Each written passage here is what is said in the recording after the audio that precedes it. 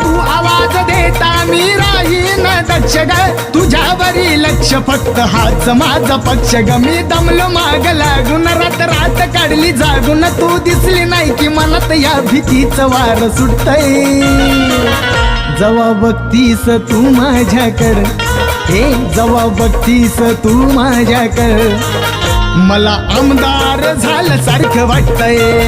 जवा बघतीस तू माझ्याकड, मला आमदार झालं सारखं वाटतंय. जवा बघतीस तू याच्याकडं, त्याला आमदार झाल्यासारखं वाटतंय. जवा बघतीस तू या